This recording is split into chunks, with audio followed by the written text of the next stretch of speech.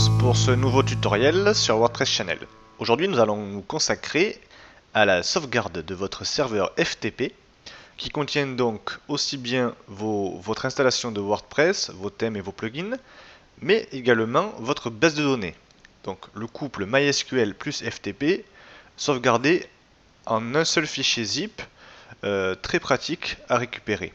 Donc ce tutoriel s'adresse notamment aux utilisateurs qui ne bénéficient pas d'un accès à cPanel, qui lui offre déjà ce type de module. Donc nous allons passer par un plugin WordPress bien connu des utilisateurs qui s'appelle BackWP Up, donc Back WordPress Up, et que nous allons installer directement sur notre installation de test. Donc faites une recherche par le traditionnel extension ajoutée, faites installer maintenant et valider. Une fois l'extension téléchargée, puis décompressée, faites activer. Voilà, donc là le plugin est installé, nous allons le paramétrer. C'est le plugin, c'est mon préféré dans la mesure où vous allez disposer de nombreuses options de sauvegarde, mais également vous ne dépendrez pas d'un service en ligne. Donc vous êtes vraiment indépendant, vos sauvegardes sont chez vous si vous le souhaitez. Donc c'est vraiment ce que j'apprécie sur ce plugin. Donc plusieurs items dans ce menu BackWP Up. La liste des opérations, il n'y en a pas pour l'instant. Nous allons créer sur Ajouter. Nous verrons les autres modules ensuite.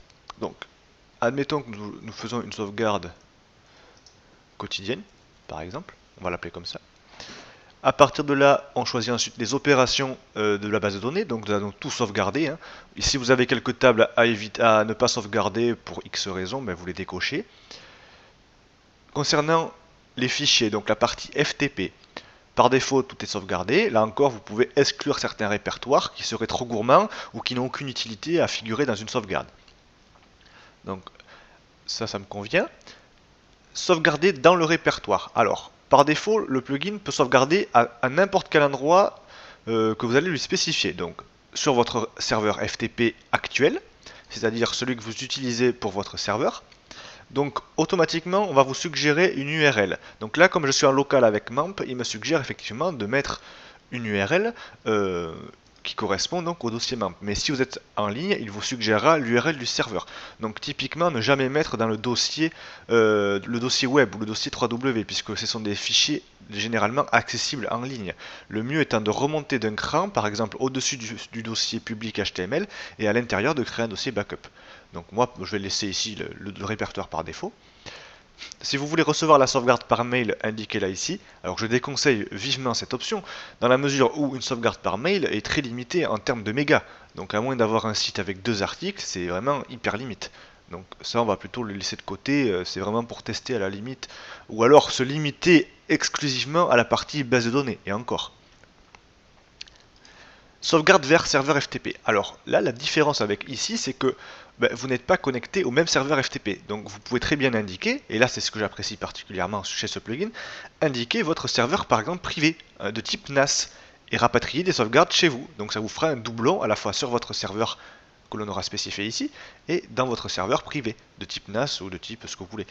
Donc ftp.monserveur.com par exemple, indiquez le port 21 en FTP, si vous faites de l'SFTP c'est en 22.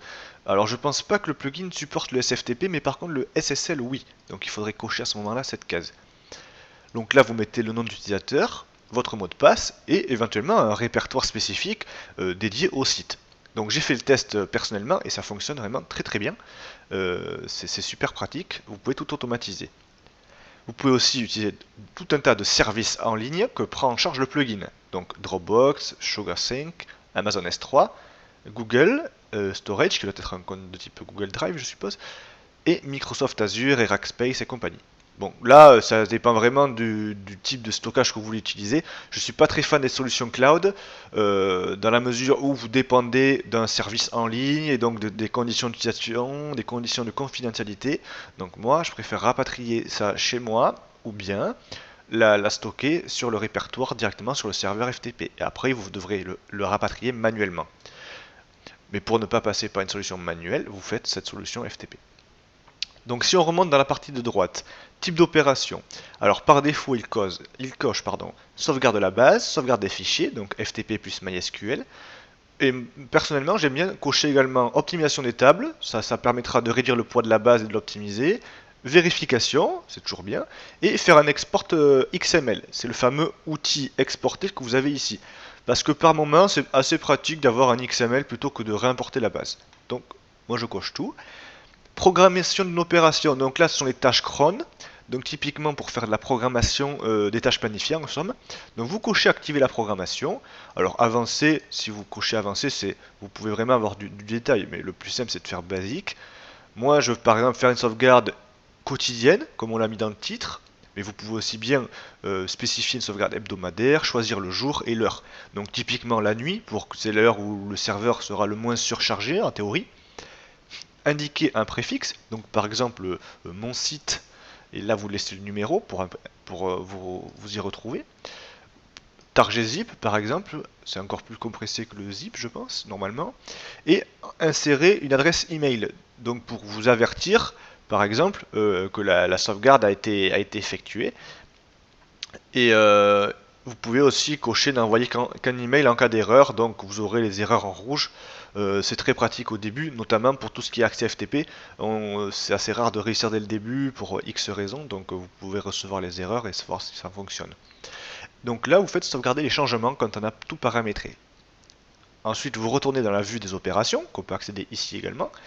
Et là, vous allez avoir un résumé à la façon des articles de WordPress, et c'est présenté pareil. Et vous pouvez donc patienter à la prochaine exécution, ou faire un test dans un premier temps, lancer maintenant. Et donc là, vous pouvez patienter. Donc là, ça va très vite dans la mesure où le site est en local et où il n'y a aucune donnée. Sinon, il faut patienter, mais vous pouvez bien sûr quitter l'onglet, il n'y a aucun problème. Donc là, c'est l'onglet en cours. Dans les fichiers journaux, donc là, vous pourrez retrouver les logs des différentes sauvegardes effectuées. Donc c'est pratique. Les sauvegardes, vous pouvez les retrouver également en détail et les retélécharger. Donc là, si vous n'avez pas automatisé la rapatriement vers un serveur FTP, vous pouvez les rapatrier par ici. Le fichier index lui sert juste à masquer donc l'accès au répertoire, je suppose. L'onglet outils, lui, permet une chose très pratique, notamment d'importer des paramètres des opérations. Alors effectivement, dans l'onglet opérations, vous pouvez exporter les paramètres. Donc en passant d'un site à un autre, si vous avez le même type de sauvegarde à effectuer, vous avez les paramètres qui sont réimportés, donc c'est super pratique. Et vous pouvez également restaurer une base de données. Donc paramètres, et donc dans paramètres, vous avez quelques réglages, par défaut vous n'avez pas besoin d'y toucher, ça devrait fonctionner, mais les utilisateurs avancés apprécieront, notamment si vous utilisez une authentification par htaccess, donc vous pouvez spécifier l'utilisateur et le mot de passe ici. À partir de là, une fois l'opération terminée, donc vous disposez d'un backup que vous pouvez télécharger. Et si vous avez spécifié la sauvegarde sur le serveur FTP à vous, vous pourrez la retrouver donc en utilisant votre client FTP et y accéder directement. Donc Backup WPUp, c'est à mon sens le meilleur plugin de sauvegarde, donc j'ai pas trouvé mieux à ce jour. Gratuit, pas de dépendance avec des services en ligne. Donc bref, si vous voulez la tranquillité, vous l'installez, vous le configurez, ça marchera chez tous les bons hébergeurs sans problème. Et bien voilà, je vous dis à très bientôt pour un prochain podcast, une prochaine émission sur WordPress Channel. Et n'hésitez pas à me faire remonter vos feedbacks comme vous avez l'habitude de le faire sur le formulaire de contact. A très bientôt.